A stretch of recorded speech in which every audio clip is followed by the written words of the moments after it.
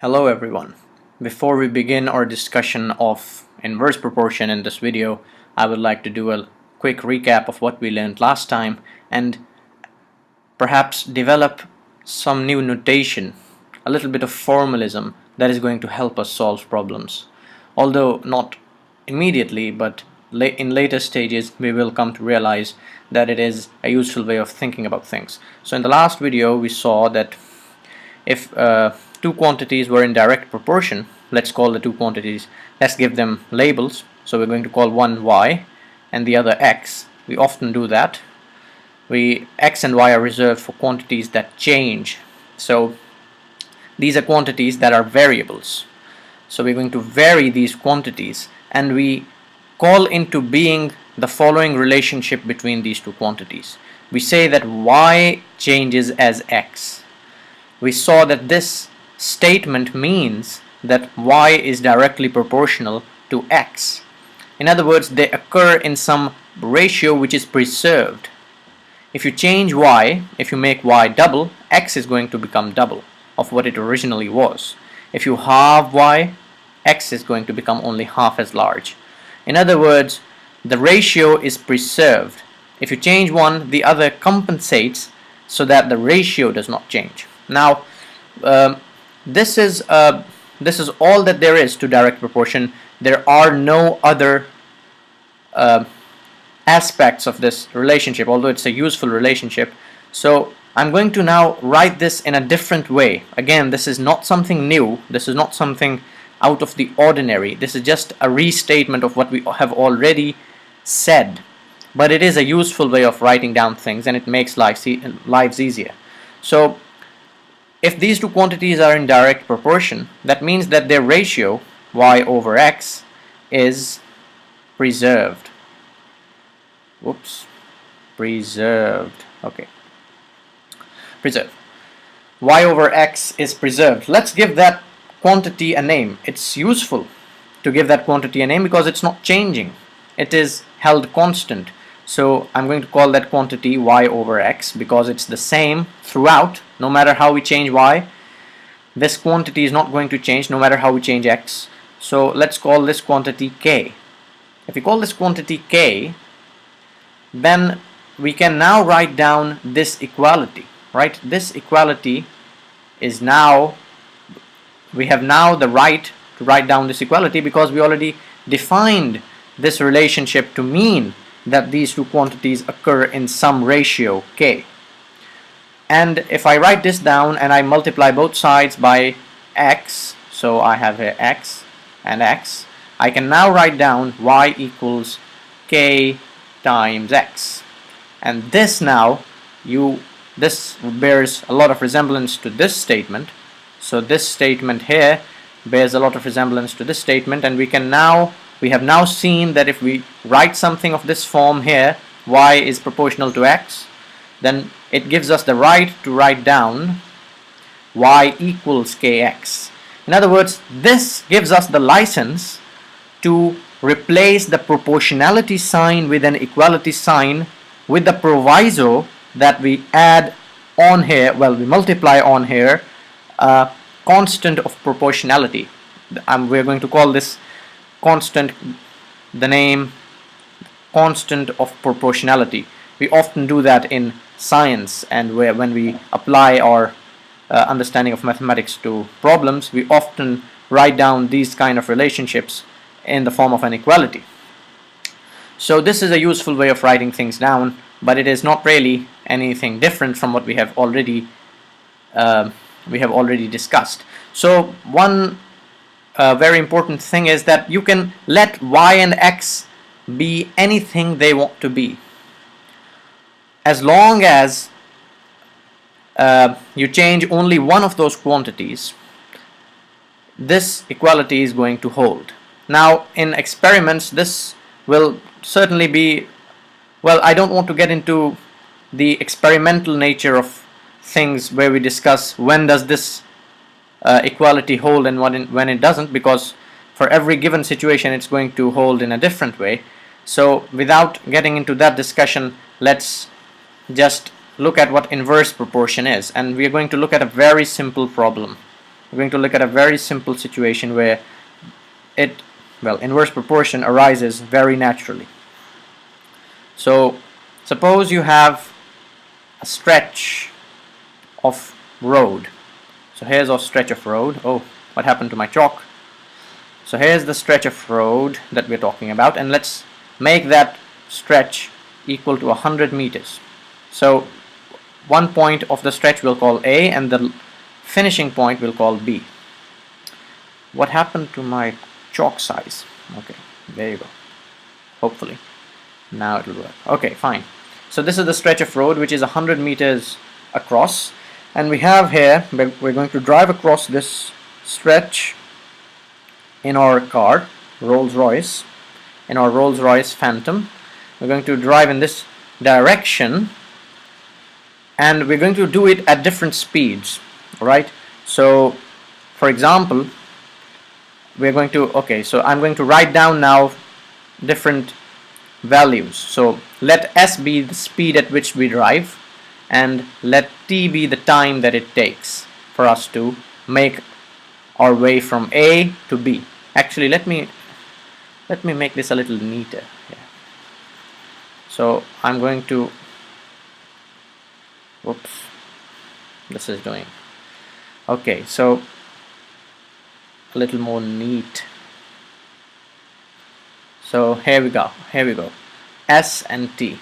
So for example, the first time that we drive across this stretch of road, we are going at, let's say, 25 meters per second.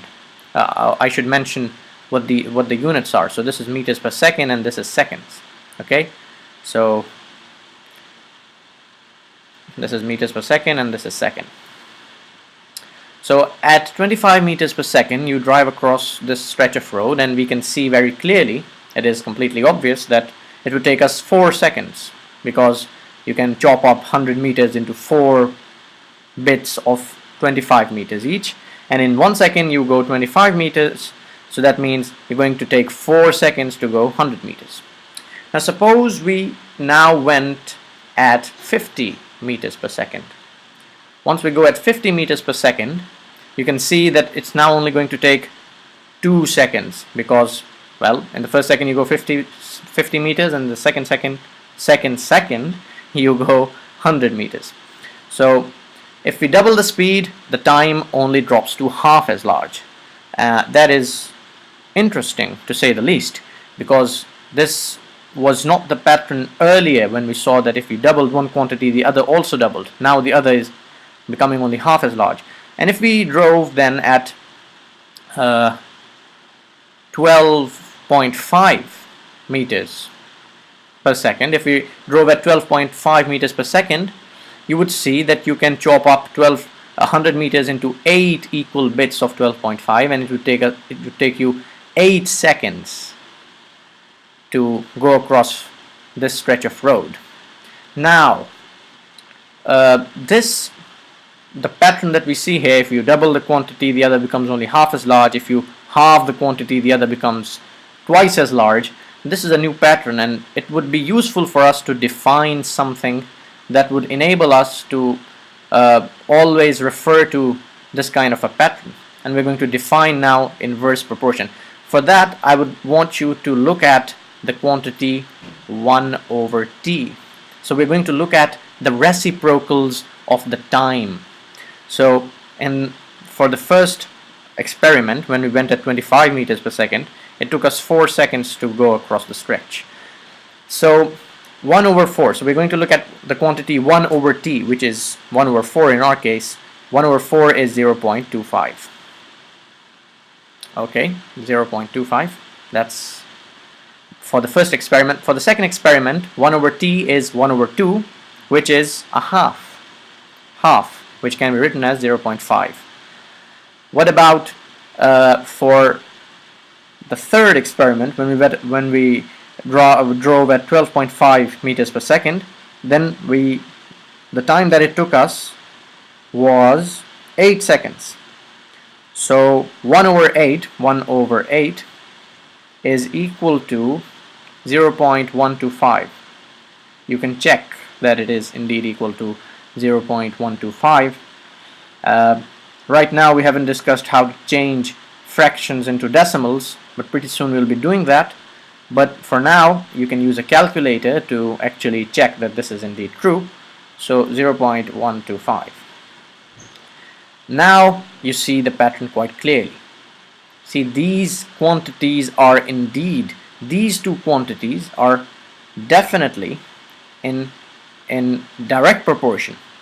S 25, and this is only 100 times smaller. This is, so the ratio S to 1 over T is 100 times smaller. So if you have 25 meters per second, the value for 1 over T is 0.25, which is 100 times smaller. In this case also it is 100 times smaller, and in this case as well it is 100 times smaller. And so we see now the pattern that we saw earlier, that these two quantities are in direct proportion. So we can write down now S is directly proportional to 1 over T, and this is the definition. That's all that there is. This is the definition of inverse proportion. This, when two quantities are related in this way, that one quantity is in direct proportion with the reciprocal of the second, we call this inverse proportion. So in this case, speed and time for our experiments are indeed they are in inverse proportion. Now we can do the same thing that we did for the previous situation where we had two quantities in direct proportion. We can replace this proportionality sign with just an equality sign, but provided that we put in this extra constant here. And so now this constant is going to get multiplied by 1 over T, just like earlier. So if we multiply both sides of this equation by T, we can do that with any equation. So we can cancel T from here and bring it here. That means we get S times T is equal to K. Okay, and this is going to help us solve problems, just like earlier when we saw that S over T was S divided the ratio of the two quantities was conserved. Here the product of the two quantities is conserved. So I'm going to write this down very clearly for you now. Let me just clear space up for this. I'm going to write this down very clearly, so that next time when I make the next video, we're going to use these two, well, you could call them formulas, but they're not really formulas, they're just statements. You could use these two statements to our advantage. So direct proportion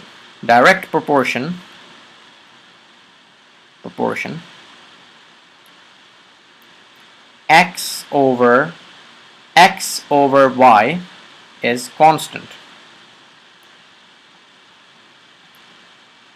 Inverse proportion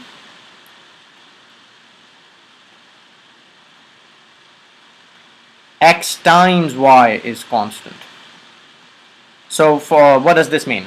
These two statements. If we have two quantities x and y and they are in direct proportion, then their ratio is constant always. And if they are in inverse proportion, their product is constant always. So this fact now is going to help us. These two facts, well, they're definitions really.